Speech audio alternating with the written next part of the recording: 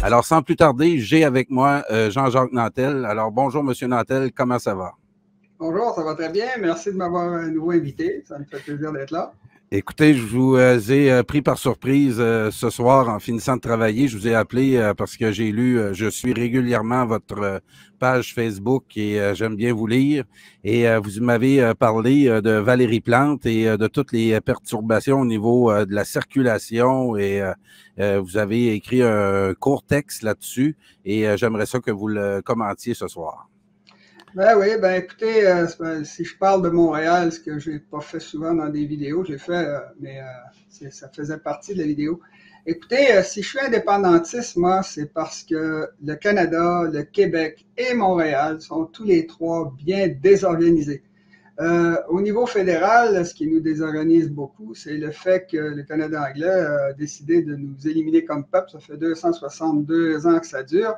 Ça nous a coûté très, très cher. Comme j'ai toujours dit, on devrait être la province la plus riche du Canada parce qu'on détient la seule voie d'entrée de sens est-ouest de tout le continent nord-américain. C'est d'une extrême importance économique. Or, on n'en profite pas, ce qui fait de nous la province la plus pauvre du Canada. Au niveau québécois, la désorganisation, ben encore une fois, c'est qu'on est coincé avec le gouvernement fédéral qui n'arrête pas de créer toutes sortes de problèmes avec sa Cour suprême, par exemple la loi 96, tout ça. Là, ils essaient de nous empêcher de faire ce que tous les peuples du monde font, c'est-à-dire imposer leur propre langue dans leur propre patrie et d'éliminer les privilèges de ceux qui nous ont envahis il y a 262 ans et qui ont toutes sortes de privilèges au Québec, alors que les Franco-Canadiens, eux, n'ont rien de tout ça. Ils sont protégés, les Anglo-Québécois sont protégés par la charte, le gouvernement fédéral, les 9 autres provinces, les 3 territoires. En tout cas, on a tout le monde sur le dos. Maintenant, à l'intérieur même du Québec, la ville de Québec fonctionne assez bien, mais elle est également très homogène. Des fonctionnaires, des Québécois francophones à 90%, une seule langue, etc. Dans le cas de Montréal, on a la lutte entre les deux groupes ethniques, en fait les trois, parce que les immigrants ballottent entre les deux. Oui. Je pense qu'on va gagner à long terme, mais il faut que l'immigration s'arrête avant tout, puis ça devrait se produire au cours de la prochaine crise. Maintenant, au niveau de la ville de Montréal, Valérie Plante, elle a pris le pouvoir contre Denis Coderre parce que les gens n'aimaient pas la tête de Denis Coderre. Je parlais avec un bonhomme avant hier, puis il me disait moi, j'ai voté pour Valérie Plante pour me débarrasser de Coderre. Il dit la deuxième élection, j'ai voté pour Coderre pour essayer de me débarrasser de Valérie Plante. C'est exactement ce que j'ai fait. Valérie Plante, c'est une idéologue, c'est quelqu'un qui est apparemment ignorant de ce que c'est qu'une ville. Une ville, la raison pour laquelle les gens s'agglutinent dans d'immenses villes comme Shanghai, New York ou Montréal, ils s'empilent les uns sur les autres sur des blocs appartements qui ont des fois jusqu'à 15, 20 étages dans le cas de Shanghai. À Montréal, c'est 10, 12, j'ai déjà vu 12. Alors, si les gens font ça, c'est pour se rapprocher les uns des autres. Une ville, ça ne sert pas à abriter des êtres humains. Ça sert à abriter leur communication. Les êtres humains, en fait, quand on organise une ville, on l'organise toutes les usines qui transportent des matières pondéreuses et des matières lourdes sont sur le bord du fleuve à Montréal, sont sur des terrains plats. On commence par installer ça. En fait, c'est ça la priorité. On va mettre dans le centre-ville des gratte-ciels où les gens travaillent. Ça, c'est le cerveau de la ville. On a tous les systèmes d'amusement sont placés à des endroits stratégiques par rapport aux routes, etc. Dans une ville, vous avez au moins autant de surface réservée aux ruelles, aux rues et aux trottoirs que pour les maisons. Alors, si les gens s'empilent, c'est parce que ça facilite leur communication et ça les enrichit. Or, ce qu'on voit à Montréal, c'est qu'avec Valérie Plante, elle n'a pas compris ça, qu'une ville, ça servait à faire de l'argent. Vous prenez toutes les matières premières qui viennent de l'étranger ou des environs, des campagnes, et vous concentrez ça dans une ville où là, tout le monde travaille pour produire de la valeur ajoutée. C'est les villes qui sont les plus riches parce que c'est là qu'on travaille et c'est parce que les gens sont très, très rapprochés les uns des autres. Or, pour des raisons idéologiques, Valérie Plante, qui est pour l'environnement, ça, c'est tout à fait, c'est complètement, elle est complètement à côté de la traque là-dessus. Elle a décidé de nuire, elle l'a dit ouvertement, qu'ils vont nuire aux automobilistes à Montréal. de façon à ce qu'ils s'en aillent, de façon à ce que les gens abandonnent leur voiture et se mettent à faire du vélo dans une ville où on a 5 mois d'hiver avec de la neige et toutes sortes de désagréments. Alors, son idée, c'est ça. Si on nuit aux automobilistes, les automobilistes vont foutre le camp. Or, il faut savoir une chose, c'est que Montréal est une des villes les plus elle est unique en Amérique du Nord dans le sens que sa population, en très grande partie, vit à l'intérieur de la ville. Aux États-Unis, c'est pas le même.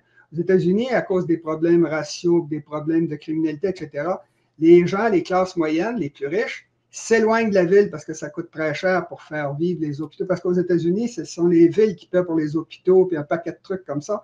Alors, les gens les plus riches, les classes moyennes, s'éloignent de la ville. Ça fait un étalement urbain, puis ça nuit énormément à l'environnement. Vous vous retrouvez avec des villes d'habitation qui sont très loin des villes. Les gens, il faut construire des autoroutes pour amener les gens jusque-là. Alors, c'est une véritable catastrophe pour l'environnement. Or, en faisant ce que Valérie Plante fait, en nuisant aux automobilistes de façon systématique et de façon consciente, elle nuit aux communications, elle appauvrit la ville, puis elle encourage l'étalement urbain en obligeant les gens à quitter Montréal. Parce que les gens même s'ils vont travailler en vélo, ils ont des voitures quand ils appartiennent aux classes moyennes. Alors, comme une voiture qui est stationnée, c'est précisément une voiture qui ne roule pas. Les gens, par contre, même s'ils travaillent à côté de leur travail, ils ont une voiture pour aller en campagne, pour aller voir leur mère dans une autre ville, etc. Alors, les gens ont des voitures quand même. Il ne faut pas essayer d'empêcher les gens d'avoir des voitures. Parce que si vous les empêchez d'avoir des voitures et ils ont l'argent pour le faire, ils vont aller vivre dans une ville à l'extérieur de Montréal.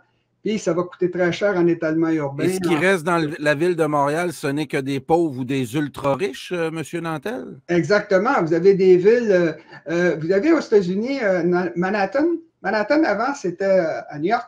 C'était une ville qui était devenue très pauvre parce qu'il ne fallait pas aller dans certains quartiers, par exemple dans le Bronx. C'était dangereux. Je me souviens des années 70, les gens me disaient « passe pas la 72e rue, c'est dangereux ». Bon.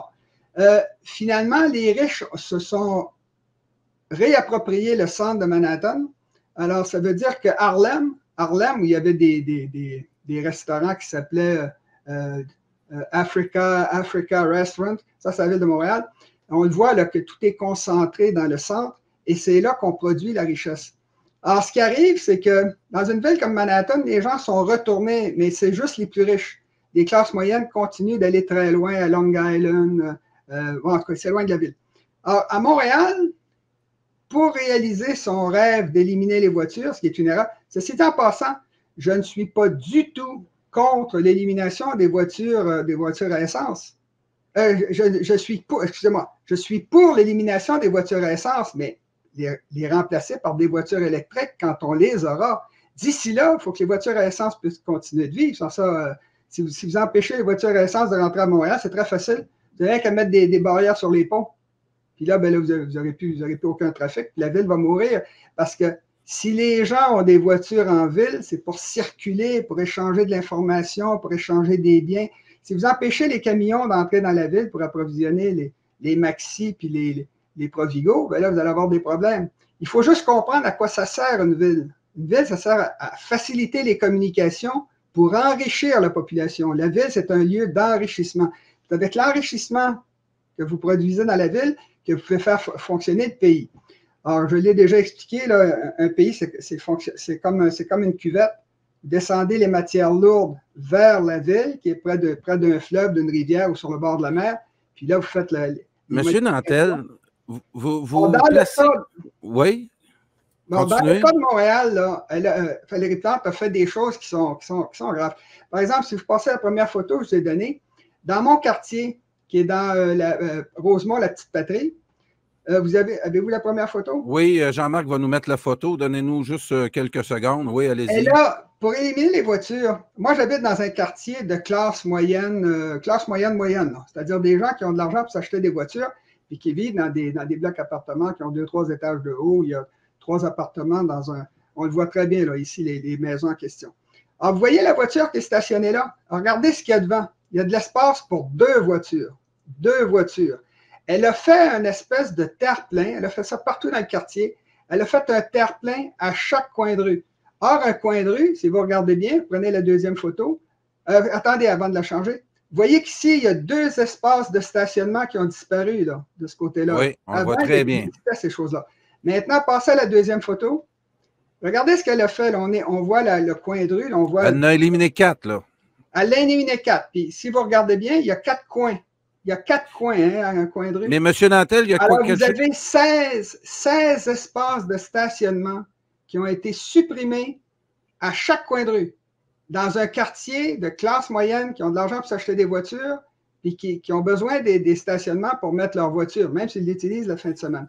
Alors ça, là, éliminer 16 espaces de stationnement sur une rue, moi j'ai calculé qu'elle avait éliminé à peu près 40% des places de stationnement là, sur Puis, M. Nantel, c'est sans exclure aussi l'idée aussi que l'hiver, quand tu as à passer une charrue, c'est très difficile. Souvent, les gars passent tout droit, arrachent une partie du terre-plein parce qu'ils ne l'ont pas vu, parce que la neige cache le coin. Puis, donc, ça rend le déneigement aussi beaucoup plus difficile.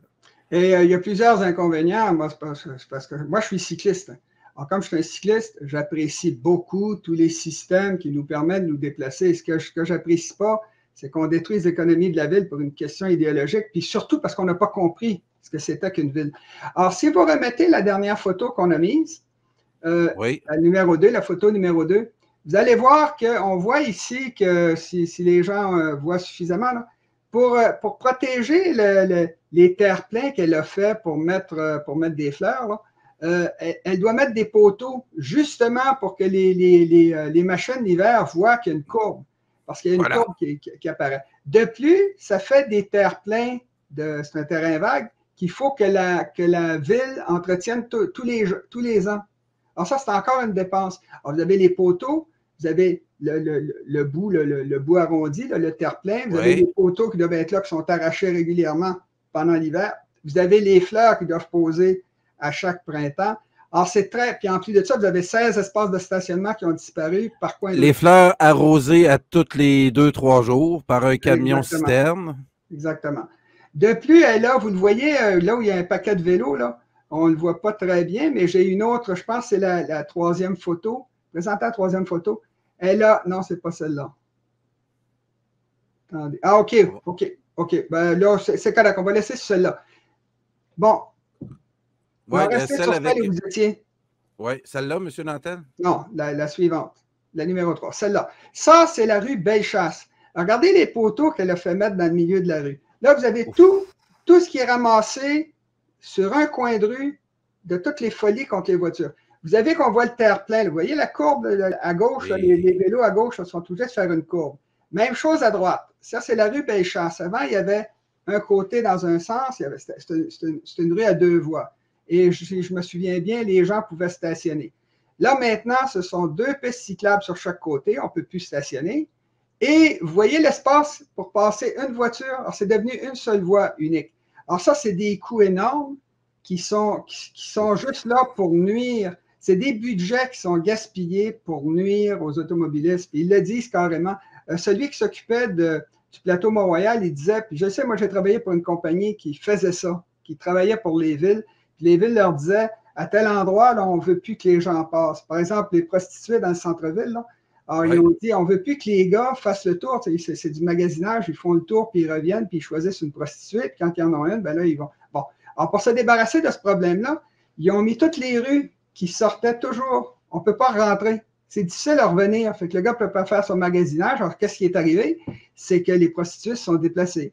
Même chose pour les accidents. Vous arrivez à certains coins de rue, puis là, vous avez beaucoup d'accidents. La ville a dit, ben là, vous allez éliminer les accidents, trouver des moyens. Fait que ce qu'on fait, c'est qu'on met les voies qui s'opposent dos à dos. On met des lumières rouges clignotantes. On peut mettre également des New Jersey, ça, les affaires en béton là, pour empêcher les gens de passer. Alors, quand vous avez fini ça, puis que vous faites ça pendant 20-30 ans, à un moment donné, la ville, ça devient un foutoir incroyable. Monsieur Nantel. Ce qui est arrivé dans plusieurs villes, je vais finir avec ça, ce qui est arrivé dans plusieurs villes, c'est qu'au bout d'une vingtaine, 30 ans, ils disent, OK, on efface tout ça, on recommence à zéro. Puis là, ils recommencent à corriger les accidents, etc. Là, ce qu'elle a fait, Valérie Plante, vous l'avez devant vous, là, tout est aberrant. c'est fait, il y a presque, vous le voyez, le jour, il fait beau aujourd'hui, j'ai pris ces photos-là il y a 1 heure. Et c'est facile de rouler en vélo, il n'y a presque pas de vélo. Fait qu'elle a juste nuit aux voitures. Puis elle s'arrange pour que les voitures quittent le centre-ville, etc. Alors, c'est très, très coûteux. Puis celui qui va la remplacer, ben, s'il veut relancer l'économie de Montréal, il va falloir qu'il enlève tout ça. Évidemment, il y a moyen d'enlever, pas tout ça. Je peux pas, là, j'ai été trop loin. Il ne faut pas enlever tout ça. Il faut enlever tout ce qui ne coûte pas cher à enlever et qui va faciliter les communications. Le but, c'est de faciliter les communications. Tous ceux qui ont utilisé les pistes cyclables savent très bien qu'on a besoin d'à peu près 4 pieds de large sur une piste cyclable, 4 pieds maximum, parce que les vélos peuvent se croiser sans se frapper, puis sans voler dans le trafic. Alors, ça, c'est un problème. Maintenant, si vous allez à la prochaine... Monsieur Nantel, donnez-moi 2 secondes. Jean-Marc, s'il vous plaît, reviens à la photo qui est là, parce que puis ensuite, on passera à l'autre, parce que moi, en tant qu'entrepreneur, j'aimerais quand même discuter avec les gens. Puis je suis beaucoup le clavardage pendant que vous parlez, Monsieur Nantel, parce que les images vaut 1000 mots. Et moi, je voudrais savoir qui a eu le contrat de la vente des poteaux que vous voyez là. Le nombre de poteaux qui doit s'arracher dans une journée, dans une ville comme Montréal, le gars qui a décroché, la compagnie qui a décroché ce contrat-là de poteaux et de réinstallation des poteaux doit faire une fortune. Regardez tout l'entretien que ça demande, le nombre de lignes sur le pavé. Les lignes, ouais, c'est ça. Et je dois vous dire là, que juste ce coin de rue-là doit être entretenu à toutes les années. Là. C'est, tout le temps. Et n'oubliez pas que ça s'efface pendant l'hiver hein, avec le sel. Avec le sel, bien sûr. Quand on arrive au printemps, il faut tout refaire ça. C'est beaucoup de lumière. Les fonctionnaires qui enlèvent les poteaux l'hiver, parce qu'il y a une partie des poteaux qu'on ne peut pas laisser l'hiver aussi. Imaginez une charrue qui passe là-dedans. C'est impossible. Et donc, dans cette ville où c'est les idéologies qui mènent et non pas le portefeuille, parce que la ville de Montréal se plaint qu'ils ont des déficits puis, et qui est ultra endettée. Puis moi, comme payeur de taxes au Québec, que je vois ça, là, puis je me dis, qu'est-ce qu'ils attendent pour couper cette ville-là? Excusez, M. Nantel, vous restez à Montréal. Excusez-moi pour les payeurs de taxes à Montréal. Mais comment expliquer qu'on accepte ce genre de gestion de la ville si ce n'est pas que Montréal est essentiellement une ville remplacée par des gens nouvellement arrivés où la logique du territoire ne tient plus compte de la réalité. On est une population, Montréal, les Canadiens français sont minoritaires depuis plusieurs décennies maintenant. Monsieur Nantel, vous me corrigerez depuis quand, mais quand on voit des choses comme ça, puis le titre de l'émission, c'est Montréal sous occupation wokiste, multiculturaliste, mondialiste. Vous en avez un exemple. Oui, c'est ça. Le multiculturalisme, tantôt, je vous parlais d'une ville qu'il faut que ça soit structuré, une ville, il faut que ça soit quelque chose de rationnel pour augmenter la production. Toute l'idée que la diversité, c'est un enrichissement, c'est vrai jusqu'à un certain pourcentage. Les pays qui sont complètement fermés à l'immigration perdent parce qu'il y a beaucoup de choses qui nous reviennent des immigrants qu'on n'a jamais vus. Mais là, c'est pas de ça dont il est question au Québec. C'est littéralement une intention criminelle, c'est interdit par l'ONU, d'essayer de détruire une nation, c'est-à-dire les Québécois francophones. Puis Anne Francis s'en vantait il y a quelques semaines, d'ici 25 ans, vous allez être minoritaire, puis on va vous avoir eu, puis on va pouvoir faire ce qu'on fait avec vous, vous arrêtez de nous déranger. C'est interdit dans la charte de l'ONU de faire directement ou indirectement essayer de détruire une nation. Alors ça, c'est une idée criminelle. Maintenant, pour tout ce qui est idéologie, je vous ai donné l'exemple tantôt. D'abord, quand Valérie Plante fait ces choses-là, elle fait fuir les classes moyennes. Ce sont les classes moyennes qui paient la majeure partie des taxes. Alors, si vous faites partir les classes moyennes comme aux États-Unis vers les banlieues, la ville s'appauvrit. Là, vous avez de la criminalité qui se rentre là-dedans. Puis la diversité, passer un certain pourcentage, c'est nuisible. Tout le monde le dit, il ne faut pas le dire. Oui, il faut le dire parce que c'est ça la vérité. Puis on s'en rend compte un peu partout dans le monde. Si vous mettez trop de mélange, en passant, c'est tellement vrai que toutes les sociétés, toutes les religions, toutes les cultures, toutes, sans aucune exception, essaient d'uniformiser leur population. C'est même le cas dans le cas de ceux qui défendent la rectitude politique.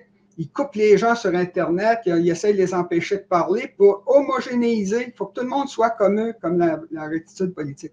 Il y a seulement qu'en démocratie, les vraies démocraties, comme on a connu au cours des 2 derniers siècles, qui permettent aux gens de dire des idées, de présenter des idées complètement opposées. Pensez aux communistes par rapport aux fascistes, par exemple. On les laissait parler. Puis là, c'est la population qui décidait qu'est-ce qu'elle allait faire avec tout ça. Là, il y a eu une espèce, dans le cas des religions, c'est très clair, notamment quand les gens sont pauvres, les religions essaient de le faire par la brutalité. Puis là, on le voit avec la rectitude politique, là, ça redevient de la brutalité pour faire taire les mécréants, puis ceux qui ne pensent pas comme eux, puis les hérétiques. Puis, bon, puis la démocratie, dans ce temps-là, en prend un coup. Dans le cas de Montréal, Montréal n'a jamais eu de plan d'urbanisme. Pourquoi? Parce qu'il y a les 2 peuples qui se battent à Montréal, les anglophones de l'Ouest puis les francophones qui viennent en fait des régions, parce que Montréal est devenu majoritairement francophone très nettement au 20e siècle seulement. Au 19e siècle, peut-être à la fin du 19e siècle, mais avant, là, la ville de Montréal était clairement scindée en 2, puis nous autres, on était les pauvres, puis eux, c'était les riches, puis ils nous regardaient de haut. Puis nous, ben, comme on s'adonne à avoir la peau blanche, on ne profite pas du mouvement d'émancipation puis de décolonisation. On n'en profite pas parce qu'on a la peau blanche. Puis c'est bien ça qu'ils nous crachent dessus, puis qu'il soit 7% de la population qui possède 3 universités, 6 cégeps, la moitié des hôpitaux sur l'île de Montréal, un méga hospital sur 2, ils contrôlent de 30 à 40% de l'économie avec tous les gros salaires que ça. Ça, c'est bien, c'est correct ça. Bravo, tout le monde est bien. Bon, puis les immigrants ne se mettent pas avec nous, ils se mettent avec les plus forts contre les plus faibles. Des gens comme Jean Chrétien, tout le monde fait ça. Alors, c'est un phénomène anormal, le Québec. On vit une situation anormale qui est causée par un flux migratoire qui passe sur le Québec et dont le Canada anglais se sert pour nous écraser. Maintenant, dans le cas, pour en revenir à Valérie. Oui, pour revenir aux images, Jean-Marc, s'il vous plaît. Dans la ville de Montréal, il n'y a pas seulement que ces choses-là. En passant, vous avez dit une chose au début, moi je l'avais mis après, parce que je vais y revenir.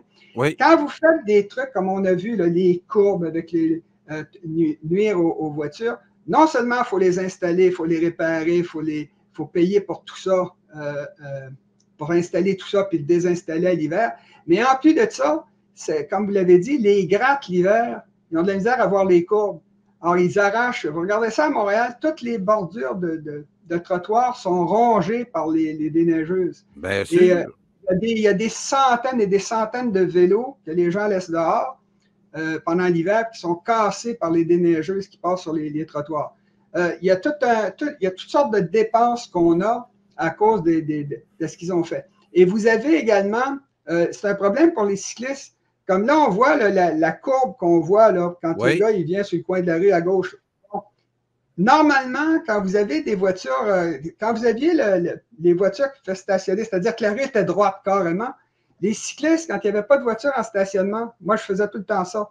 Je me tassais à droite et j'étais sûr de ne pas me faire frapper parce que les gens avaient de la place. Là, quand vous avez cette courbe-là, c'est dangereux parce que quand vous changez d'emplacement sur une rue, vous faites faire frapper par le dos. Puis vous ne l'entendez pas forcément. En passant, les voitures électriques, on les oblige à mettre des sirènes désormais. Bon, alors, si vous allez maintenant Monsieur Nantel, il nous reste environ, je vous dirais, 6 minutes. On va. Vous avez un autre exemple ici. La voiture qui est là, elle s'en vient vers nous. OK? Elle ne s'en va pas. Ça, c'est le côté droit de la rue. Ils ont mis ça un peu partout à Montréal, des interdictions de stationner totalement inutiles, juste pour nuire, sur le coin d'une rue. Il n'y a aucune raison. On peut mettre une voiture là. Ils l'ont fait un peu partout dans la ville, toujours pour nuire aux voitures, supposément parce qu'il faut que la personne voit quand il tourne à droite. Voyons, ça se voit, c'est facile. Si vous allez à la photo suivante, vous avez également, ils ont mis ça, moi, j'ai toujours attaché mon vélo après le mobilier urbain. Donc, après les poteaux de stationnement, tout ça. Aucun problème. Ils ont installé ça, puis regardez comme c'est mal fait. Vous voyez en bas, là, les vis, ça coûte, je ne sais pas combien ça coûte, là, faire cette truc-là. C'est en stainless. Dans stainless, mais regardez en bas, les vis là, sont faciles à défaire, puis je pense qu'il y a des petits culs qui s'amusent à défaire ça. Oui, puis au prix que le stainless se vend à court à scrap, un gars avec un buffer. Oui. Il y en a un paquet ça a été mal conçu, c'est mal fait, puis depuis, on peut mettre juste 2 vélos après ça. Mais enfin, ça peut être utile à certains endroits. En passant, c'est assez joli. Mais la question, c'est que c'est pas faux. Regardez, c'est mal fait. Monsieur Nantel, juste comment c'est installé, regardez les boulons, là. Le gars qui a installé ça, là, c'est-tu un fonctionnaire ou un gars qui était payé? Il était payé au nombre. Il n'était pas payé à la qualité d'installation. Regardez ça, là. Ils l'ont acheté, puis les gars de la ville les ont posés. Vous savez, j'ai travaillé pour la ville quand j'étais étudiant, et la mentalité parmi les... C'est du bon monde en général qui travaille pour la ville, mais la mentalité était carrément l'État patron. L'État patron, comme si c'était Bill Gates là, qui était le patron. C'est quoi ça, M. Nantel? Ça, je me suis posé la question. J'ai demandé aux gens qui s'arrêtaient en vélo, ils disaient à quoi ça sert ces affaires-là? C'est des pose-pieds. Quand vous arrêtez sur le coin de la rue, mettez votre pied sur la petite marche qui est à côté. Réalisez-vous combien ça coûte? Il y en a des milliers de ça à Montréal. Ben voyons, un pose-pied. Oui, posez le pied quand vous êtes en vélo. Au lieu de mettre le pied sur le trottoir, mettez le pied là-dessus. C'est à ça que ça sert.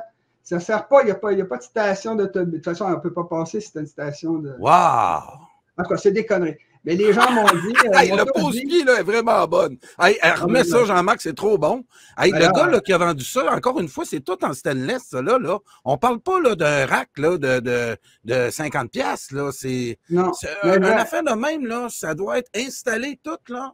J'aimerais voir, c'est au-dessus de 2000$. Quand je vous dis que le Québec, le Montréal est bien désorganisé, dans les villes, c'est le meilleur endroit. Je n'accuse pas personne, là, mais en fait, j'accuse surtout les gens du passé. En fait, je le pense pour tout le monde. Dans les villes, c'est là où c'est le plus facile de voler. Parce que les contrats de moins de 10 000 $, c'est-à-dire de 9 900 $, ne sont pas sujets à des appels d'offres. Fait qu'il y a toujours eu du vol. Quand j'habitais à Shanghai, puis j'habitais surtout à San Paulo, tout le monde le savait. Ça sent le fling-flang, ce pose-pied-là. Mais là, s'il y a quelqu'un qui a trouvé à quoi ça sert sinon à ça, parce que tous les cyclistes me disent non, c'est mettre le pied, ça c'est bête. Mais je n'arrive pas à trouver quelle peut être l'autre utilité. Mais c'est des pose-pieds, puis il y en a plusieurs dans mon quartier. Puis chacun de ces trucs-là, ça doit coûter 700-800 $, je ne sais pas, au moins de 500 $. Installer, toute la bébelle, mais ça peut coûter... Il faut qu'il fasse des trous dans le béton, il faut qu'il prenne des... il doit y avoir un arpenteur géomètre qui vient faire des petits traits de craie au début pour leur dire que c'est à peu près là. Après ça, ils font venir... poser ça à Montréal.